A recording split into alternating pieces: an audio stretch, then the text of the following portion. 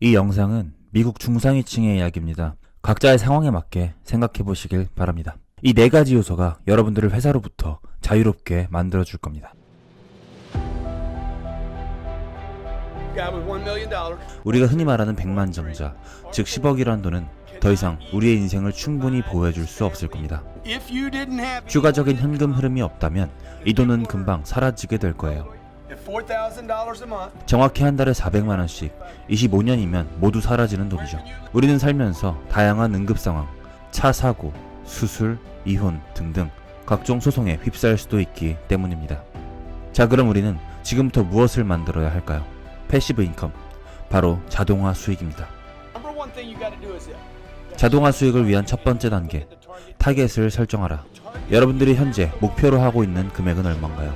그리고 그 금액을 달성하기 위한 계산법은 무엇입니까?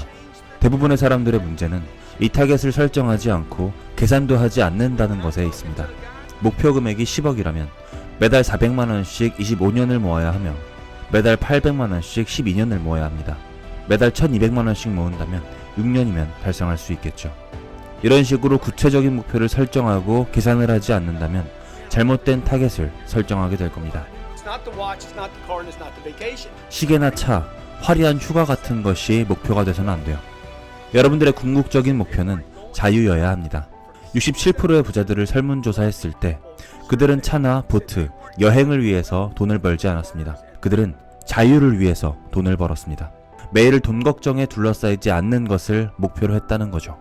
돈 때문에 아이들 양육을 걱정하는 것, 돈 때문에 결혼 생활이 힘들어지게 되는 것, 이런 종이 쪼가리 한 장 때문에 불안해하고 싶어 하지 않았습니다. 타겟을 제대로 설정하고 이 타겟을 매일매일 주시하십시오. 자, 그럼 이제 여러분들의 타겟은 무엇입니까? 얼마만큼의 현금 흐름을 만들고 싶으신가요? 그 목표 금액을 달성하기 위해서 1년 동안 얼마를 벌어야 하나요?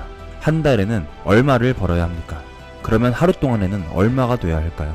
그러기 위해서는 여러분들의 시급은 얼마여야 합니까? 두 번째, 수입의 40%를 보관하라. 여러분들은 이제부터 40%의 게임을 시작해야만 할 겁니다. 수입의 40%를 어딘가에 보관하는 게임이죠. 저는 저축이라는 단어를 좋아하지 않습니다. 잠시 어딘가에 돈을 보관한다고 생각하세요. 만약 여러분들이 한 달에 1000만 원을 벌고 있다면 400만 원은 국세청에서 가져갈 것이고 다른 400만 원은 통장에 보관해야 할 것이며 나머지 200만 원으로 생활해야 할 겁니다. 한 달에 2천만 원의 수입이 있다면 800만 원을 국세청에 내고 다른 800만 원은 통장에 보관하며 나머지 400만 원으로 생활하게 될 겁니다. 지금은 좋은 차가 필요한 시기가 아니에요. 전 35살에 은행에 10억이 있는 백만장자였지만 아무도 그 이유를 몰랐습니다. 전 여전히 허름한 신발을 신고 있었고 가능한 한 오랫동안 셔츠를 입었으며 멋진 차도 없었습니다. 이런 시기를 너무 오래 가져갈 필요는 없어요. 누군가는 현금이 최고라고 말하지만 돈은 쓰지 않으면 가치가 없습니다. 그러니 통장에 너무 오랫동안 보관하지 마세요. 세 번째, 보관해놓은 돈을 모두 투자하고 빈털터리가 되어라. 황금알을 낳는 거위는 오직 알을 낳을 때만 가치가 있습니다. 알을 낳을 수 없다면 치킨 요리를 해먹는 게 더 나을 거예요. 돈은 계속해서 새끼를 낳아야만 합니다. 보관함에 있는 돈을 투자해야만 합니다. 언제까지 투자를 해야 할까요? 네 번째, 자동화 수익이 월 소득과 같아질 때까지 계속해서 투자하세요. 하지만 아무렇게나 투자하지는 마세요. 투자하고 싶은 곳이 있을 때까지 계속해서 보관해야 합니다. 워렌 버핏이 이렇게 말했죠. 첫 번째, 돈을 잃지 말라. 두 번째도 돈을 잃지 말라.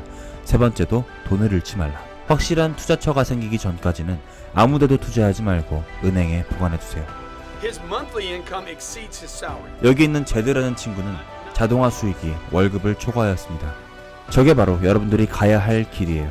멋진 차를 장만하고 멋진 보트를 사는 것이 여러분들을 동기부여하고 있다면 이 게임을 망쳐버리게 될 겁니다. 정말 끔찍한 게임이 되어버릴 거예요.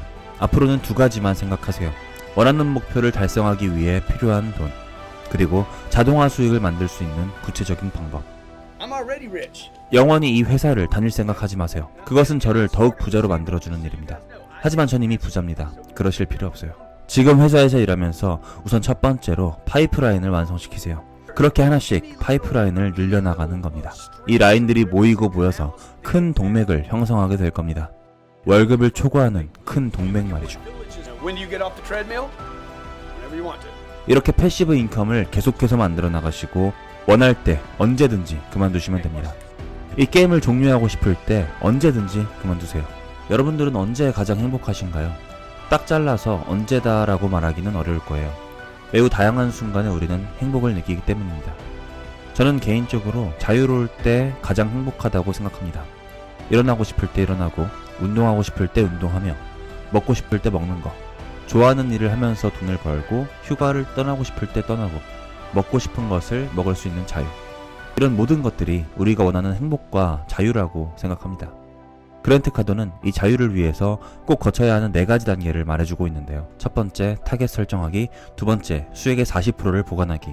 세 번째, 보관한 돈을 전부 투자하고 현금 거지가 될 것. 네 번째, 패시브 인컴이 월 소득과 같아질 때까지 투자할 것. 그랜트 카더는 이 4개 중에서도 타겟을 가장 강조하고 있습니다. 목표 설정 말이죠. 누구나 부자가 되기를 꿈꾸는데 벌다 보면 되겠지 하는 생각이 더 큰 게 사실입니다. 얼마나 벌지 어떻게 알겠어 하면서 말이죠. 저도 마찬가지였습니다. 하지만 그는 목표를 달성하기 위한 계산을 꼭 해봐야 된다고 합니다.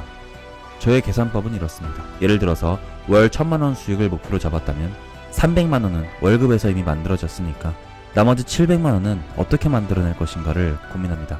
월 1000만원이라는 돈은 하루에 30만원 정도를 매일 벌어야만 달성 가능한 목표인데요. 만약에 현재 나의 월급이 300만원이라면 하루에 10만원은 이미 달성이 된 거죠. 이제는 어떻게 하면 부족한 20만원을 채울 수 있을까를 고민하면 됩니다.